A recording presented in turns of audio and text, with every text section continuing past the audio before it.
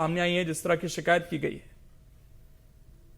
सबसे पहले news nation के सभी श्रोताओं को नमस्कार करती हूँ और मेरे साथ जो विद्वान जन है आप सबको भी प्रणाम करती हूँ इस वार्तालाप में।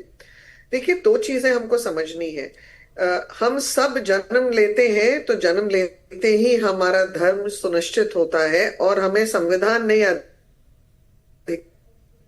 दिया है कि हम अपनी स्वेच्छा से उस धन का पालन कर सकते हैं।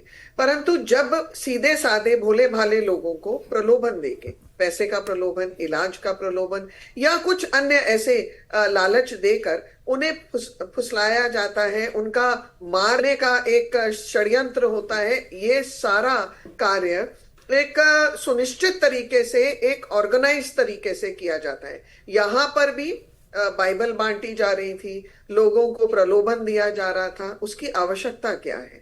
हम जिस देश के हम वासी हैं, यहाँ पर राष्ट्रीय परंपराएं और सांस्कृतिक जीवन का जो हमारी पद्धति है उसका अवमानना है ये। और देखिए, ये सेक्युलरिज्म नहीं कहलाता, क्योंकि हम जिस जीवन पद्धति के अनुकूल कार्य कर रहे हैं, जीवन व्यापन कर रहे हैं, वो हमारे खुद का निर्णय है और उसमें ना तो हमें कोई बहला फुसला सकता है, ना होना चाहिए, और ना ही डर के मारे। नहीं, तो मैं यदि तो वो ऐसा जानना हो रहा चाहता है, हूँ ये वाणी जी कि गंभीर अपराध है। हाँ, इसको लेकर हमने गंभीरता दिखाई, कानून बनाया, सब कुछ किया, लेकिन फिर भी ये बहुत छोटे स्तर पर जिस तरह से लगातार किया जा रहा है, खासकर जो आदिवासी बेल्ट है वहां पर इसको किया जा रहा है। छत्तीसगढ़ के कई इलाकों में ये बताया डेमोग्राफी बदल रही है, परसेंटेज बहुत तेजी से आगे बढ़ रहा है। अब नई जनगणना आ जाएगी हमारे सामने तो और स्थिति स्पष्ट होगी।